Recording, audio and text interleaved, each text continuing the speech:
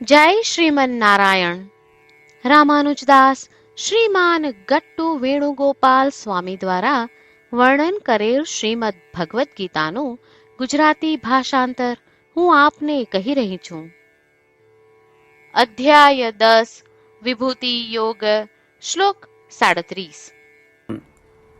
વૃષ્ણીનામ વાસુદેવોસ્મિ પાંડવાનામ ધનંજયઃ મુનીનામ અપિ અહં વ્યાસઃ કવીનામ ઉસના કવિઃ. ઓમ. ગીતાચાર્ય શ્રી કૃષ્ણ પરમાત્મા અર્જુન સાથે આપણને બધાને વિભૂતિ યોગ શીખવી રહ્યા છે.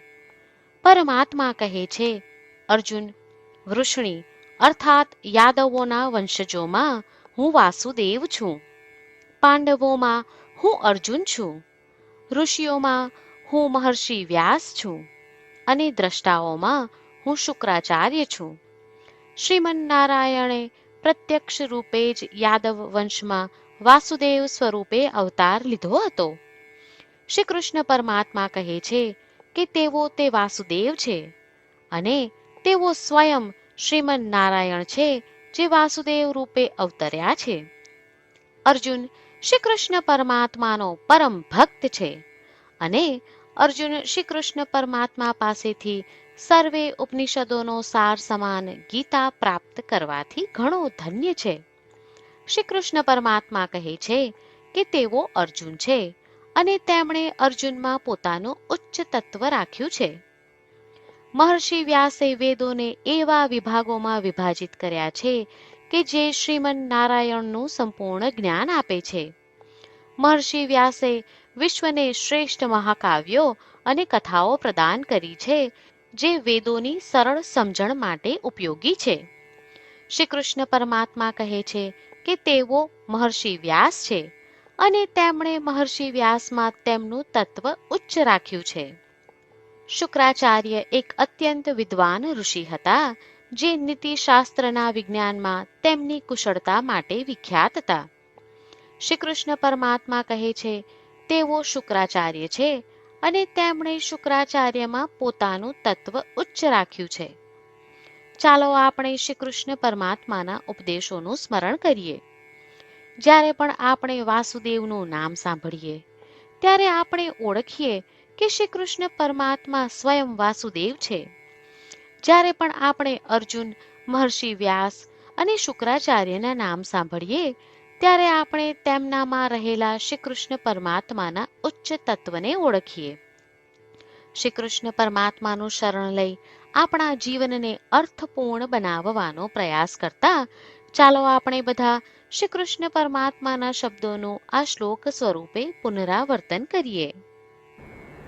વૃષ્ણીનામ વાસુદેવોસ્મિ પાંડવાનામ ધનંજયઃ મુનીનામપિ અહં વ્યાસઃ કવીનામ ઉસના કવિઃ. શ્રીમન્નારાયણ કરિષ્યે વચનમ તવ. સર્વં શ્રીકૃષ્ણાર્પણમસ્તુ. જય શ્રીમન્નારાયણ. શ્રી કૃષ્ણ પરમાત્માએ આખી ભગવદ્ ગીતાનો સાર અધ્યાય 18ના શ્લોક 65 થી 70માં 8 ઉપદેશ દ્વારા કહ્યો છે. શ્રી કૃષ્ણ કહે છે, જે મારા આ 8 ઉપદેશ અનુસરે છે તે મને પ્રિય છે. એ સર્વે ભક્તોનું હું બધી જ રીતે રક્ષણ કરીશ. શ્રી કૃષ્ણ પરમાત્મા પાસેથી આખી ભગવદ્ ગીતા સાંભળ્યા પછી અર્જુન કહે છે, કરિષ્યે વચનમ તવ. એટલે કૃષ્ણ, હું તમારી આજ્ઞાનું પાલન કરીશ, તમે કહો છો એમ કરીશ. અને આથી જ શ્રી કૃષ્ણએ દરેક પ્રકારના યશ અને વિજય અર્જુનને આપ્યા છે. તો ચાલો આપણે પણ પરમાત્માને 8 વાતો પાળવાનું વચન આપીએ. પરમાત્માને આપેલા વચનથી મોટી કોઈ પૂજા, તપ કે યજ્ઞ નથી. 8 પ્રતિજ્ઞાઓ જે આપણે લેવી જોઈએ તે હું હવે કહું છું. આપ સૌ પણ એનો મન અને હૃદયથી વિચાર કરો. આ રીતે શ્રી કૃષ્ણને વચન આપતી વખતે આપણે સૌ શ્રી કૃષ્ણની હસતી મુખમુદ્રાનો મનમાં વિચાર કરીએ અને પરમ આનંદનો અનુભવ કરીએ. જય શ્રીમન્નારાયણ. આપણા 8 વચનો આ પ્રમાણે છે. આપણું પહેલું વચન: હે શ્રીમન્નારાયણ, તમારા ઉપદેશ પ્રમાણે હું હંમેશા તમારું ધ્યાન અને ચિંતન કરીશ.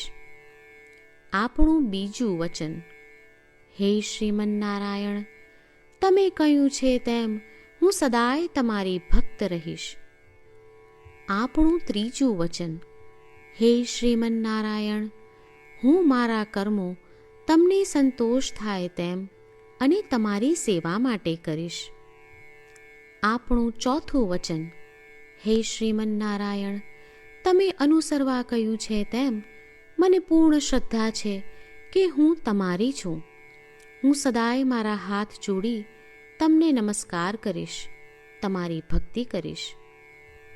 આપણું પાંચમું વચન: હે શ્રીમન્નારાયણ, હું તમારા શબ્દો યાદ કરું છું.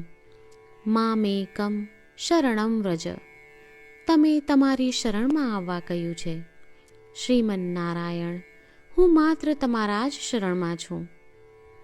આપણું છઠ્ઠું વચન: હે શ્રીમન્નારાયણ, આપે કહ્યું છે મા શુચ, તમે અમને આશ્વાસન આપી શોક ન કરવા માટે કહ્યું છે, તો હું દુઃખી નહીં થાઉં, શોક નહીં કરું.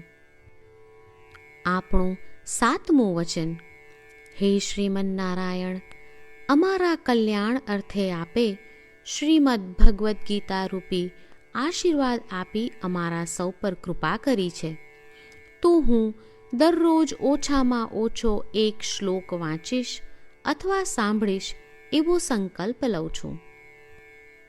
આપણું આઠમું વચન: હે શ્રીમન્નારાયણ, હું ગીતાના દૈવી શબ્દો એ ભક્તો સુધી પહોંચાડવાનો પ્રયત્ન કરીશ જેઓ ગીતાથી અજાણ છે. હે શ્રીમન્નારાયણ, તમે કહ્યું છે તેમ કરીશ, તમે કહ્યું છે એમ વર્તીશ અને તમારા માટે જ કર્મ કરીશ. શ્રીમન્નારાયણને આપેલું વચન કે દરરોજ તમે કહ્યું છે એમ કરીશું એ જ એક મહાન પૂજા છે. તો ચાલો આપણે સૌ દ્રઢ શ્રદ્ધા સાથે પ્રભુ પાસે એક સંકલ્પ લઈએ. શ્રીમન્નારાયણ, કરીશ્યે વચનમ તવ. શ્રીમન્નારાયણ, હું તમારી આજ્ઞાનું પાલન કરીશ. સર્વમ શ્રી કૃષ્ણાર્પણમસ્તુ. જય શ્રીમન્નારાયણ. વૃષ્ણીનામ વાસુદેવોસ્મિ, પાંડવાનામ ધનંજયઃ, મુનીનામ અપિ અહં વ્યાસઃ, કવીનામ ઉશના કવિઃ. ઓમ વૃષ્ણીનામ વાસુદેવોસ્મિ, પાંડવાનામ ધનંજયઃ, મુનીનામપિ અહં વ્યાસઃ, કવીનામ ઉશના કવિઃ. શ્રીમન્નારાયણ, કરિષ્યે વચનમ તવ. સર્વં શ્રીકૃષ્ણાર્પણમસ્તુ. જય શ્રીમન્નારાયણ. જય શ્રીમન્નારાયણ. તમામ ભક્તોને ખાસ વિનંતી: આપણા જીવનની દરેક બાબતોમાં આપણે તાત્કાલિક અને અસરકારક પરિણામો ઈચ્છીએ છીએ. આ પ્રાપ્ત કરવા માટે ચાલો દરરોજ 1 મિનિટ ફાળવીએ અને નારાયણાસ્ત્રમ વાંચીએ. નારાયણાસ્ત્રમ મેળવવા માટે તેની વેબસાઇટ જે www.narayanaashram.org છે તેના પર જાઓ અને રજિસ્ટ્રેશનમાં તમારું નામ અને ઈમેલ આપો. તમે આપેલા ઈમેલ પર તમને નારાયણાશ્રમ PDF પ્રાપ્ત થશે. પીડીએફમાં રામાયણનો એક શ્લોક, ગીતાનો એક શ્લોક અને એક વિષ્ણુ નામ છે. આ 3ને નારાયણાશ્રમ કહેવામાં આવે છે. દરેક વ્યક્તિને આ શ્લોકોનું અલગ અલગ સંયોજન પ્રાપ્ત થાય છે. જ્યારે દરેક વ્યક્તિ 24,000 ભક્તો સાથે તેમના નારાયણાશ્રમને દરરોજ વાંચે છે અથવા સાંભળે છે, ત્યારે સમગ્ર રામાયણનું 1 વાર પારાયણ, શ્રીમદ ભગવદ્ ગીતાનું 33 વાર પારાયણ અને વિષ્ણુ સહસ્ત્ર નામનું 24 વાર પારાયણ રોજ પૂર્ણ થાય છે. આ એક અદ્ભુત અને અસાધારણ પરિણામ છે. તેથી તમે અને તમારા પરિવારના સભ્યો તરત જ વેબસાઇટ પર જાઓ અને તમારું નારાયણાશ્રમ મેળવો. જય શ્રીમન્નારાયણ.